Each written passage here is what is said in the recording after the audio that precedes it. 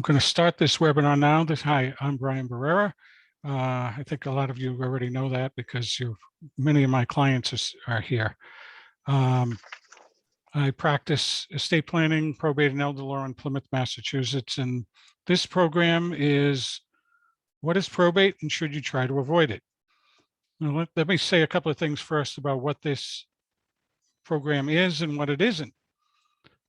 This is not how to avoid probate. This is what is probate, just so people know what we're talking about when we're talking about avoiding probate. This isn't legal advice. This is just one piece of the estate planning puzzle. Now, a lot of people seem to blow this puzzle, this piece of the puzzle out of proportion. This is just part of estate planning. There are other issues, many other issues, and we're going to be going over those in the future. We're going to be doing monthly webinars, and we'll cover other things like gifts, wills, trusts, healthcare proxies, MOLSTs, even mass health applications and will contests. But right now we're going to deal just with what is probate. And so the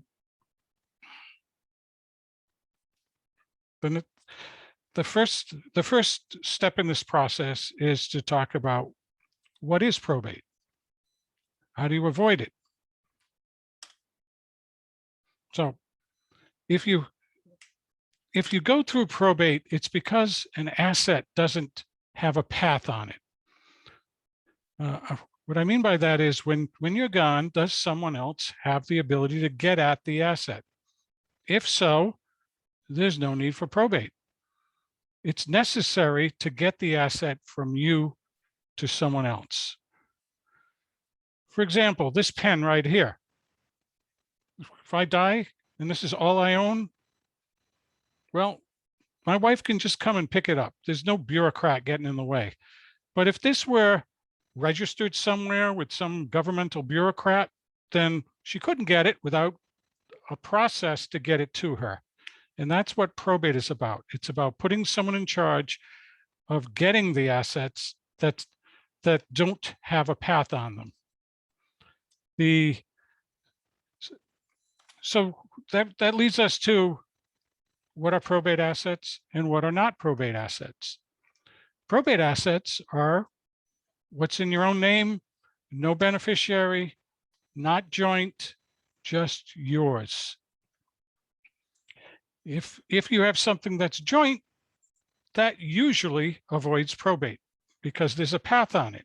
If you die, the next person can step in and get it. If you have a beneficiary on something like an IRA or life insurance, there's no probate there. There's a path directly to the other person. No need for probate because they already have it. There's no need to go through probate if you have assets that have arrived somewhere else. If you have something like a beneficiary transfer on death on a lot of mutual fund accounts and brokerage accounts, payable on death on savings bonds, that is a path. Now, if it says transfer on death to someone who's not alive, to someone who's not actually alive right now, then there would be probate. If you have a beneficiary, a lot of spouses have a small life insurance policy payable to their deceased spouse with no other beneficiary named. Well, if the spouse had lived, it would have avoided probate, but since this spouse predeceased, there is probate. So probate is just about putting paths on things. And I should point out right here that it doesn't necessarily change the tax outcomes, how the estate tax works, on whether it's subject to estate tax, whether there's a capital gains tax, whether there's an income tax. That doesn't change for the most part. And for mass health purposes, just avoiding probate doesn't necessarily protect assets from a nursing home. So probate, like I said before, is just one part of the puzzle. Leah, do I see there's a question here? Yes, we have 3 questions. My name's Leah Strasdis. I'm a legal assistant here at the office. The first question is, if I have a will, why might I need probate? Okay. If you have a will, first of all, we've got to start with are there probate assets? So if there's got to be something in your name that did not go to somebody directly, if there's no direct path, then we need to probate. Well, a will, how do we know that's your last will? The probate process, the word probate comes from the word prove. We have to prove that this is your last will. You could have another will. We don't know. So the probate court puts it through the process and essentially rubber stamps the will and says it's valid. And the person named in the will used to be called executor or executrix. It's now known as personal representative. That person is then in charge of the estate. But until that process goes through, the will is not, the will is just a piece of paper. It's not, it has no legal validity until it goes through the probate process. Perfect. Our second question is, if I have assets in a trust, do they have to go through probate? No, that's the point of a trust. Well, actually, I once saw a trust that said, I'm putting these assets in trust for my lifetime, and when I die, the trust ends and goes to my probate estate. That did not make a lot of sense. But if the trust says who gets it, the trust provides the path that avoids the probate process. So, and by the way, I should just quickly mention, if just because you have a trust doesn't mean you have assets in them. A trust, when you sign it, is an empty shell. You have to fill the shell. So just having a trust doesn't avoid probate. You have to do a lot of work to get the assets into the trust and make sure that everything, all the assets you're trying to avoid probate with are in the trust. Okay. Our final question is there a simpler process than probate if you have minimal assets? There is a simple probate for 25,000 or less in a vehicle. There is a simple probate process for simple probates, but banks and insurance companies do have the option on small amounts of money to just turn them over to the family. It's completely up to the bank or to the insurance company whether they're going to allow that. And if they think that there's no real risk to them and there's nobody fighting, that everybody's in agreement, then they're more likely to let that happen. So generally speaking, you need probate if there are assets of 25,000 or more. Once you hit 25, it's a full-blown probate. It doesn't matter whether it's a 26,000 or a billion. It's the same paperwork to go through probate. And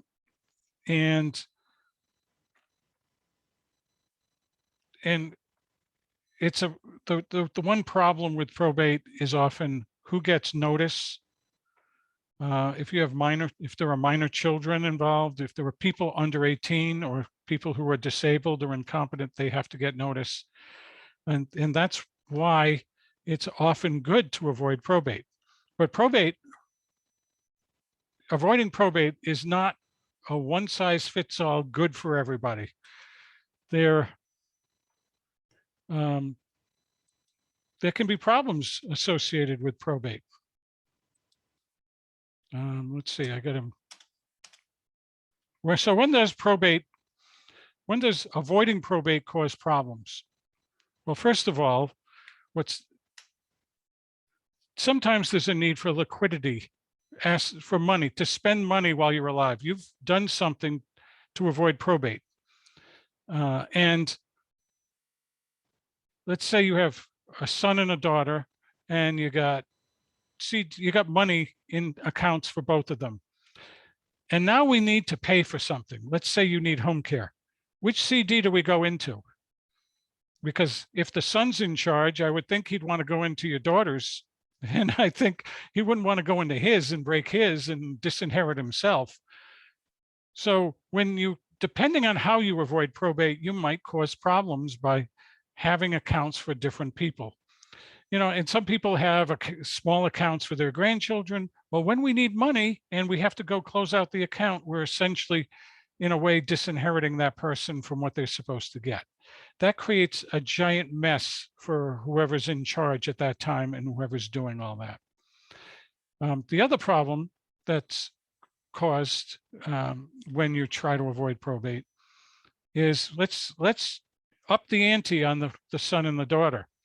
And let's say each bank account that avoided probate, they each had 600 grand in there. Well, then there's a mass estate tax when the parent dies. Where do we get the money to pay the estate tax? Let's say these two kids don't get along. The son's in charge, the daughter doesn't want to shell out the money. Now we got a battle over how do we get the money from her to pay the estate tax? So we have an estate tax in Massachusetts that kicks in at $1 million, your net worth of $1 million. And once you're over that, the minimum tax is $33,200. So we've got to have a plan for where's the money going to come from. Another probate avoidance problem. Just because you make something joint doesn't mean it's joint for inheritance. You put someone's name on an account, that might mean that you meant it for the convenience of that person to help pay your bills. When you open an account in Massachusetts, there's no way to designate that.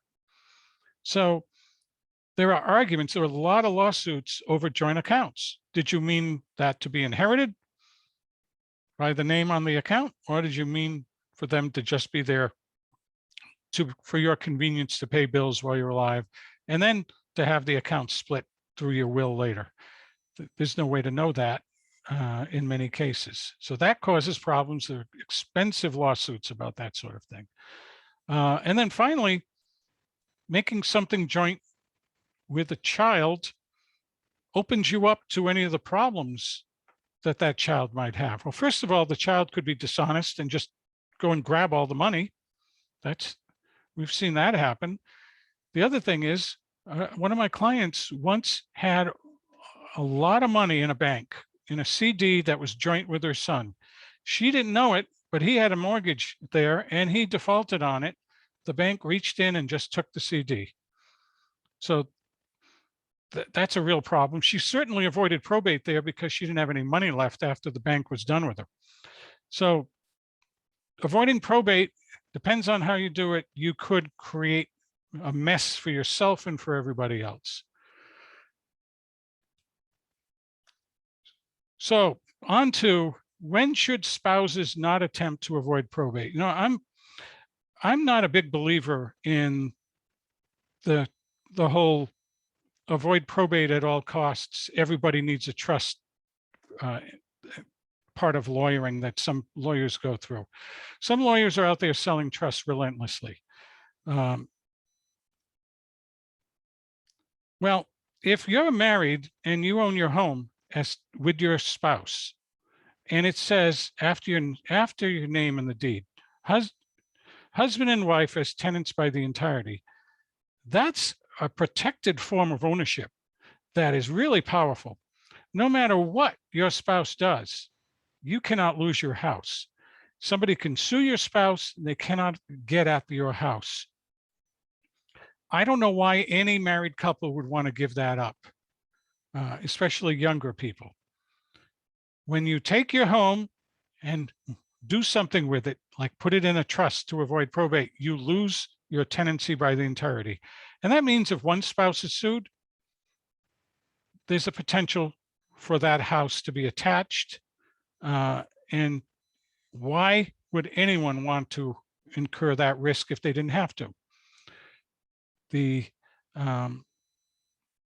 other reason spouses should not attempt to avoid probate is there is a tricky mass health, Medicaid is the federal law.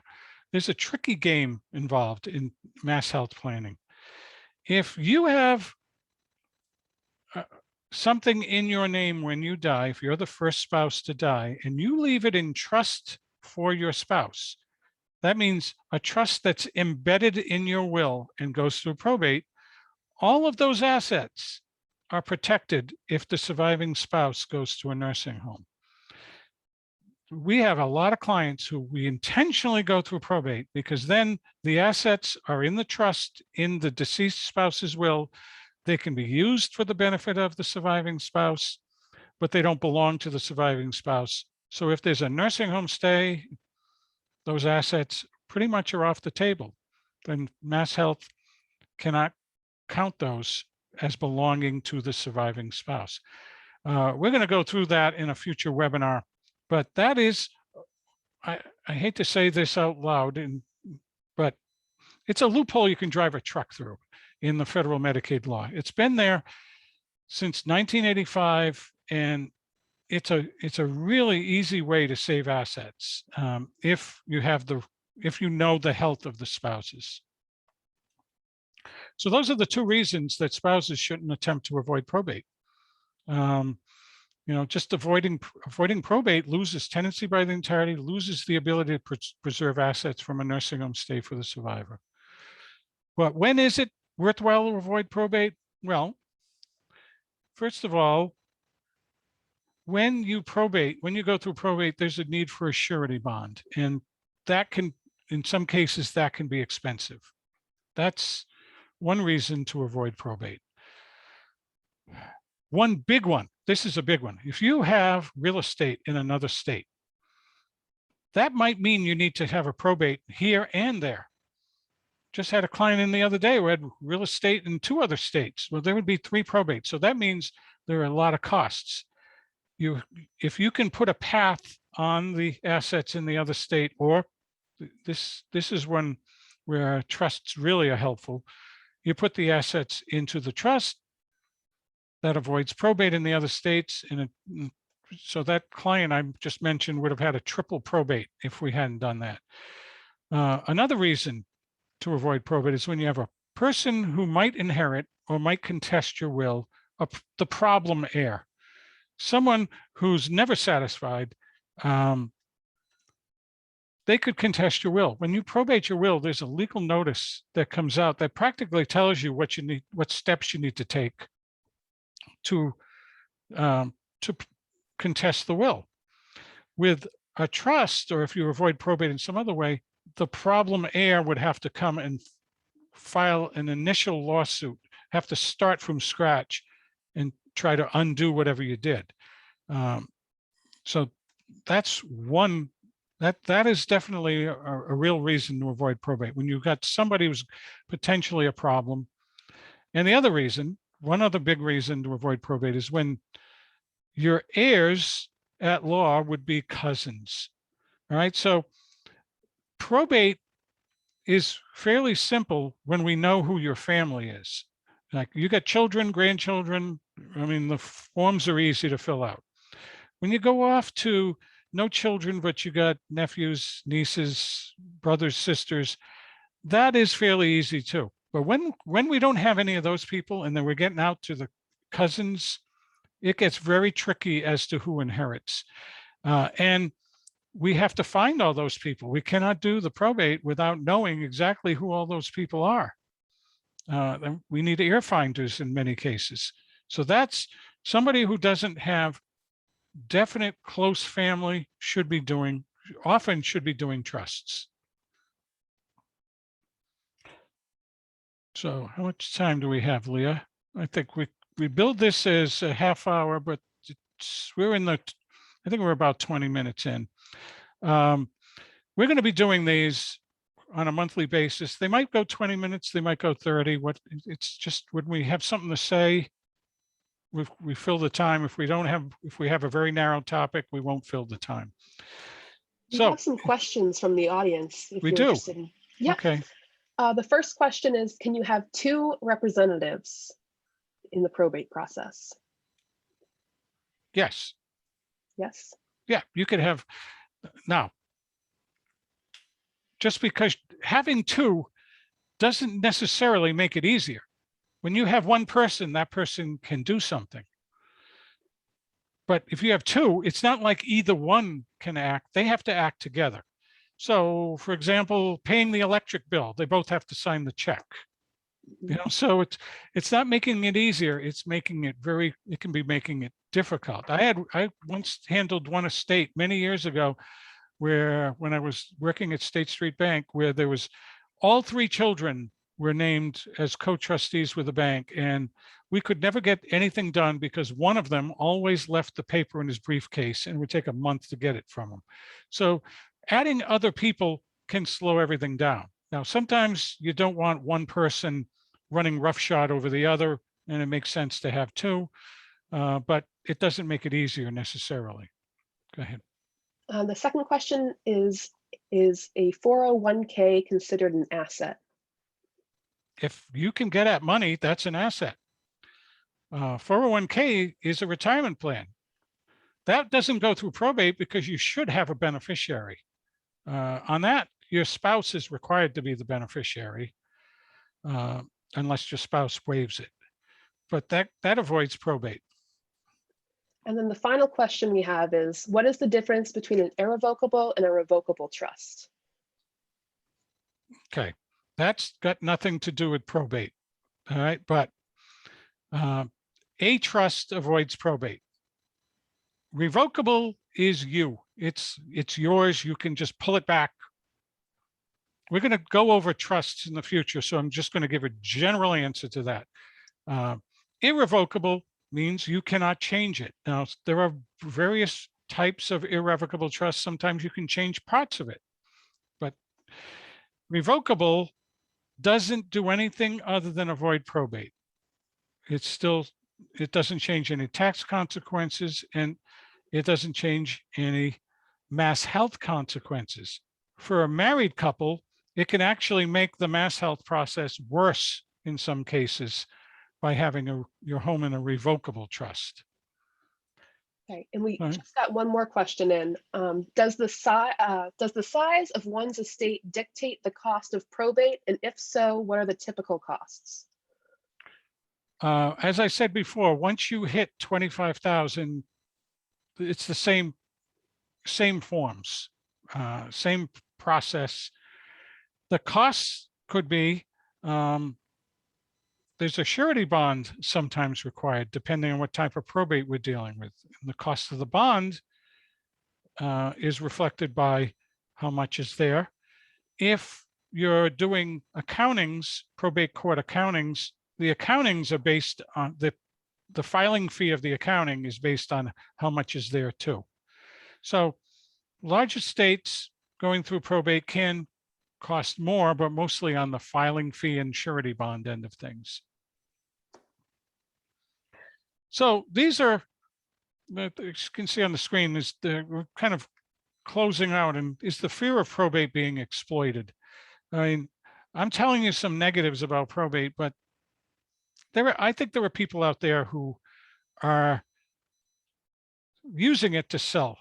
Like I get these financial seminar invitations at home all the time, and they always sort of hint at, well, there's a way to make it easier on your children to avoid probate. And what they're doing is they're selling an annuity in many of these cases. And if you're going to be doing estate planning, you're thinking about probate, I don't think you should be talking to your financial planner about that. You should be it should be part of the overall estate plan. It should be your estate planning attorney that you're talking about those things with. There are also people out there selling trusts. There are seminars. There's somebody out there that I see on occasion that sells all the negatives of probate. Selling trusts, has a book that is offered to you. You go to the free seminar, you get a free book, and inside the book is a coupon worth $500 off. So something's getting sold there. And I've had clients who've gone to things like that, and they've been told, if you put half down now, we'll get the job done. And it's cookie cutter. It's one size fits all for a lot of these people. I've also had clients who've gone to these things who've been quoted enormous prices for fairly simple documents. So if you go to something that's free and you wind up with a discount at a future meeting to talk about your estate plan, then maybe you're being sold something. So I've talked about probate so far as though there's only one type of probate. There's more than one type of probate. And next time, we're going to be going over that the other types of probate. The other probate court also handles probates while you're alive. And those are known as guardianship and conservatorship, or some people in Massachusetts call it conservatorship. So next month, we're going to have a lawyer who specializes in this field talking with me about the Britney Spears conservatorship. Could that happen to you here? What would it have looked like here? But guardianships and conservatorships, those are the probates that you should try your best to avoid. Those are they are much more expensive than the post-death probate. Guardianship is layers. The initial petitioning gives you some powers, but if you need other powers to do, like placing someone in a nursing home, giving them certain kinds of medications, you need extra hearings and extra layers on top. With conservatorship, there's always a surety bond needed, and usually it's a corporate surety bond, and it costs a lot of money annually. There is a lawyer appointed sometimes for the as a fact finder for the judge, known as a guardian ad litem. There's a lawyer appointed for you. And I once had a conservatorship that a wife of in a second marriage had to do for her husband because he had $17,000 in a checking account. Well, there were other assets in a trust that the mother had set up, but so we wound up for over 17 grand with me. The court appointed a guardian ad litem, a fact finder for the judge. Court appointed him a lawyer. And then the kids from the prior marriage who were in their early 20s, they hired a lawyer too. So we had 4 lawyers in a case about $17,000. You imagine that money went fast. Guardianships and conservatorships with proper planning can be avoided. That's the type of probate to avoid.